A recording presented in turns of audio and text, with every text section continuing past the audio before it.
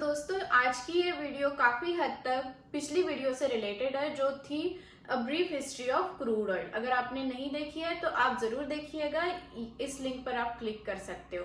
ये वीडियो बहुत ही शॉर्ट है, 10 मिनट में हमने पूरी 150 साल से भी ऊपर क्रूड ऑयल की हिस्ट्री बताई हुई है।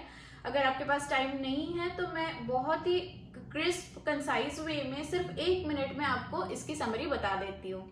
तो क्रूड ऑयल की डिस्कवरी हुई 1850 से लेकर 1900 तक। उस टाइम पे एनर्जी सोर्स के लिए कोल यूज होता था, तो इन 50 इयर्स में कोल को रिप्लेस कर दिया क्रूड ऑयल ने। फिर 1900 से 1950s तक दो इम्पोर्टेंट वॉर हुए, वर्ल्ड वॉर 1 और वर्ल्ड वॉर 2। इन वॉर में सबसे ज्यादा एनर्जी के लिए यूज हुआ क्रूड ऑयल, तो इसकी कंजम्पशन बहुत ज्यादा बढ़ चुकी थी 1950 आने तक। 1950 से लेकर 2000 तक ये हुआ कि जो यूएसए था, जो वर्ल्ड पावर था, उसको अपना खुद का क्रूड ऑयल कम पड़ने लगा, जो उसके खुद के वेल से निकलता था। उनको वो इनसफिशिएंट लगा तो उसको इंपोर्ट करने की ज़रूरत लगी, इसलिए उन्होंने स्टार्ट कर दिया इंपोर्ट करना मिडल ईस्ट कंट्रीज से। बट इसी के कारण बहुत सारे पॉलिटिकल कॉन्फ्लिक्ट्स हुए और इसी की वजह से वॉर्स भी हुए ऑयल को लेकर। 2000 से लेकर 2020 तक सब कंट्रीज को ये रियलाइज हो गया कि ऑयल के बिना उनका सर्वाइवल नहीं है, उनको ऑयल की बहुत ज़्यादा ज़रूरत है, तो ऑयल बहुत ज़्यादा इंपॉर्टेंट बन गया। इन अ नटशेल दोस्तों, ऑयल गोल्ड से भी ज़्यादा इंपॉर्टेंट हो गया। और उसके बाद क्या हुआ, उसके बाद 2020 के बाद जो हुआ वो हम देखेंगे इस आज की वीडियो में। दोस्तों ये तो थी हिस्ट्री। हमने देखा कैसे एक इनसिग्निफिकेंट कमोडिटी 200 साल में इतनी इंपॉर्टेंट बन गई कि पूरी वर्ल्ड की इकोनॉमी और पॉलिटिक्स उसके अराउंड घूम रही है। लेकिन फिर आया 2020, जिसमें वो कमोडिटी जो एक टाइम पे $140 पर भी ट्रेड हुई, वो -37 पे चले गई। मतलब जो सप्लायर था वो अपनी जेब से पैसे खर्चने को भी तैयार हो गया कि तू मेरे से पैसे ले जा और इसको ले जा मेरे से। ऐसा क्या होगा, चलिए दोस्तों हम वो देखते हैं। इस चीज को समझने के लिए हमें पहले ये समझना पड़ेगा कि प्राइस ऑफ क्रूड ऑयल किस फैक्टर्स पे एक्चुअली में ट्रेड होता है, कैसे उसका प्राइस डिसाइड होता है। सबसे पहले जो चीज इंपॉर्टेंट है वो है क्वालिटी, या मैं बोलूंगा लोकेशन, कि वो ऑयल कहाँ से निकल रहा है। क्योंकि पूरे वर्ल्ड में अलग अलग तरह का ऑयल है।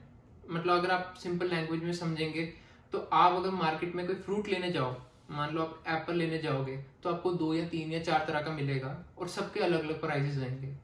कोई 200 रुपये का होएगा, कोई 50 रुपये का होएगा, क्योंकि उसकी क्वालिटी और कहाँ से निकला है उस पर डिपेंड करता है।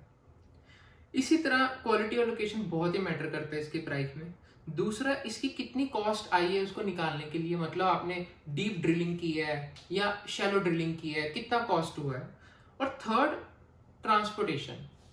यूजुअली देखा गया है कि जो ऑयल हमें सी से मिलता है वो वेरी इजी टू ट्रांसपोर्ट है, क्योंकि जो देश बेच रहा है वो देश एक इम्पोर्टर देश को क्या बोलता है कि यार ये मेरी लोकेशन है, यहाँ से मैं ऑयल निकालता हूँ, तो अपनी शिप भेज दे and you take out the oil, मैं आपको वहां सप्लाई कर दूंगा।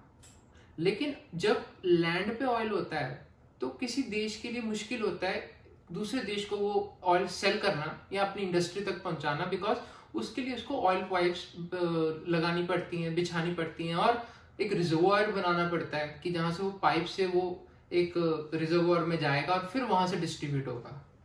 तो ये 3 मेजर फैक्टर्स हैं जो ऑयल का प्राइस डिसाइड करते हैं।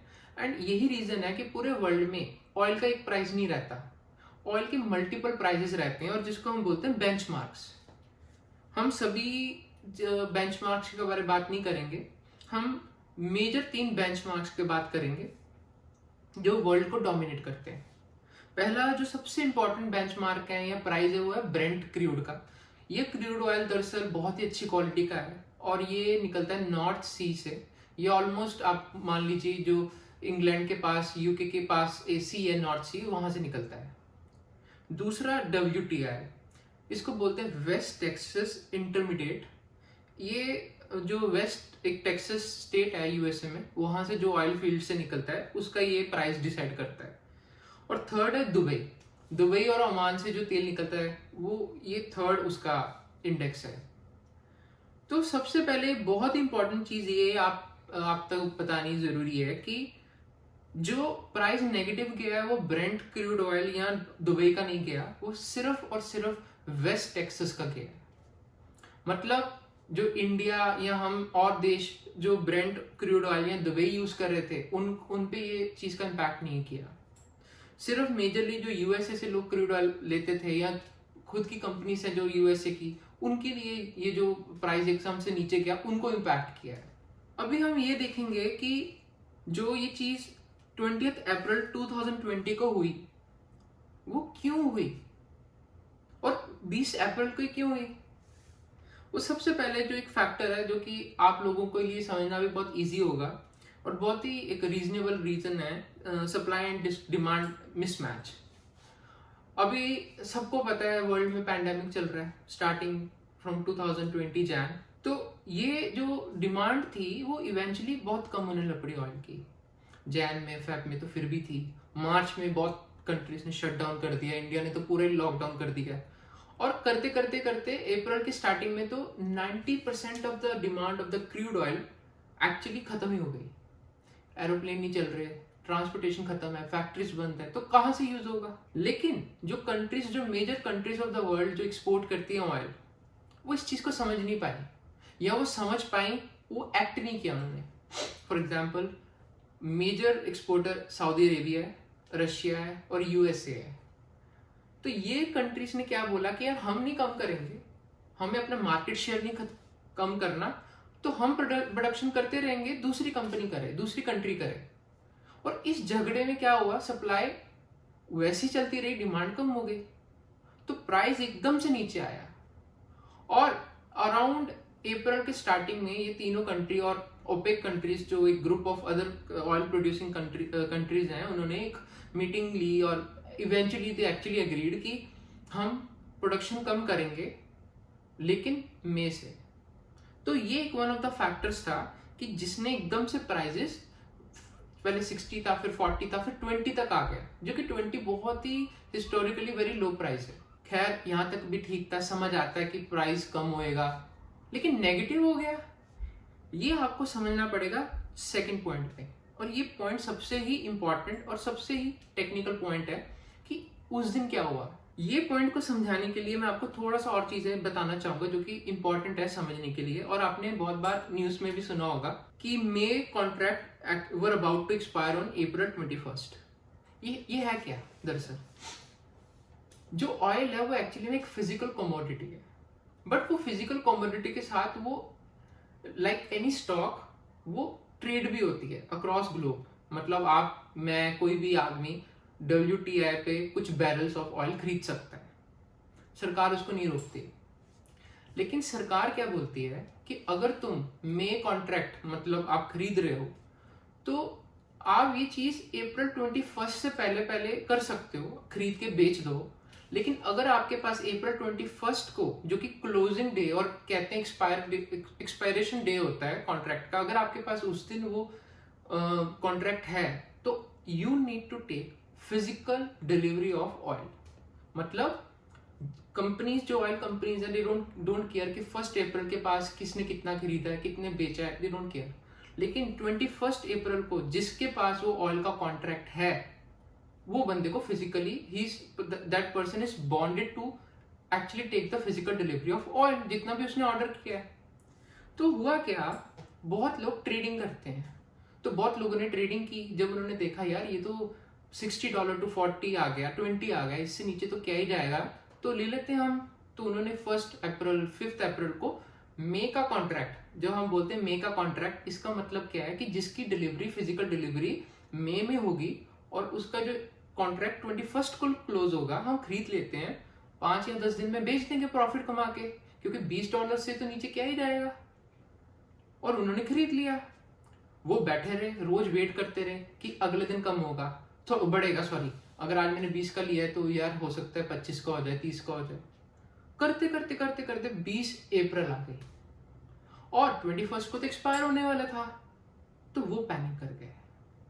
वो पैनिक क्यों कर गए, क्योंकि दोस्तों हमने पहले पिछली वीडियो में ये चीज देखी थी कि जो वेस्ट टेक्सास का ऑयल है उसकी फिजिकल डिलीवरी लेने के लिए आपको एक जगह जाना पड़ता है, जो लोकेशन है जहां से आपको डिलीवरी मिलती है वो एक्चुअली में एक पाइपलाइन, टेक्सास से एक पाइपलाइन बनाई है इन्होंने, ओक्लाहोमा स्टेट, और वहां पे एक सिटी है कुशिंग करके, वहां से आपको डिलीवरी मिलती है, या आप अपना ऑयल वहां पे रिजर्व भी कर सकते हो जिसकी आपको प्राइस देना पड़ेगा। तो जो ये ट्रेडर्स थे इनके पास तो फिजिकल ना तो जगह है ना इनके पास पैसा है उस चीज को, ये तो बस ट्रेडिंग कर रहे थे। तो ये लोग उस दिन घबरा के ये बोलते यार मैंने $20 का मतलब खरीदा था तो यार मैं तो ले नहीं पाऊंगा, तो एक काम करते हैं $15 पे बेच देते हैं। लेकिन इनको बायर ही नहीं मिला 20 पे, 10-15 पे। फिर इन लोगों ने बोला कि अच्छा छोड़ो यार 15-10 पे कोई खरीद ले मेरे से, मैं $10 का नुकसान झेल लूंगा। इनको 10 पे भी नहीं कोई मिला, करते करते करते 5 आ गया, $0 पे आ गया। ये लोग ये भी मान गए यार ऐसे फ्री में ले ले, क्योंकि मैं फिजिकल डिलीवरी ले नहीं पाऊंगा तो मैं कहाँ रखूंगा, मुझे तो उसकी स्टोरेज की कॉस्ट पड़ेगी अगर मैं फिजिकल डिलीवरी लेने का सोचता हूँ। उस टाइम पे जो लोग एक्चुअली में इस चीज को ले सकते थे, जिनके पास स्टोरेज रिजर्वर थे, या जिनको एक्चुअली में लगता कि 1 या 2 या 3 महीनों बाद ये जो ऑयल है इसको मैं अभी रख लेता हूँ अपने पास, और 1 या 2 महीनों बाद अगर इसको मैं बेचता हूँ तब भी मुझे बेनिफिट हो जाएगा, वो लोग पिचिंग किया। उन लोगों ने कहा कि यार भाई साहब देख, मैं तेरे से पैसे लूंगा स्टोरेज के और इसको मैं अपने पास रखूंगा और इसकी कॉस्ट होगी $37। इसलिए वो बंदा, जिस बंदे ने ट्रेडिंग कर रहा था $20 पे खरीदा था, उसने क्या बोला कि भाई तू मेरे से $37 भी ले ले बट तू ये फिजिकल डिलीवरी ले ले। इसलिए वो -37 पे गया। आई होप आपको ये कॉन्सेप्ट समझ पड़ा होगा कि मे कॉन्ट्रैक्ट क्या है। कॉन्ट्रैक्ट में हमें ये फिजिकल डिलीवरी की बात आती है और 21 अप्रैल को वो एक्सपायर होना था, और जो भी सेटलमेंट होनी थी वो 21 अप्रैल से पहले होनी थी। दैट इज द रीजन कि वो 20th को इतना एकदम से डिप किया। अगर आप स्लाइड में देखेंगे जून कॉन्ट्रैक्ट मतलब जो सेटल होंगे 21 मई को, अभी भी अराउंड $21 पे उसका प्राइस है। The reason being people are still optimistic कि जून में इसका प्राइस बढ़ेगा। ये तो खैर टाइम ही बताएगा कितना बढ़ेगा या कम होगा। और इसी दिन ब्रेंट क्रूड ऑयल या Dubai crude oil still was in positive. This was the story just for WTI।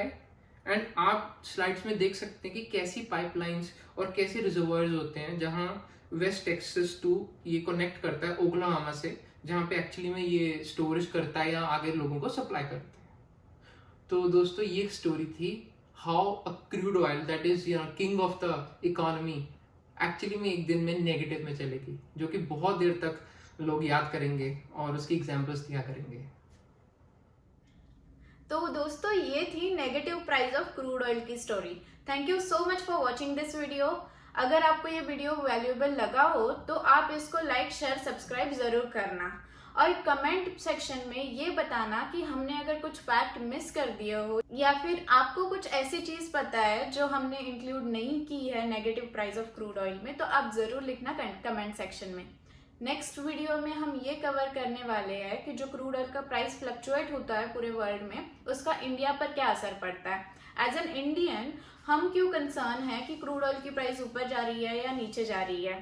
तो नेक्स्ट वीडियो में मिलते हैं दोस्तों, तब तक के लिए टेक इट इजी।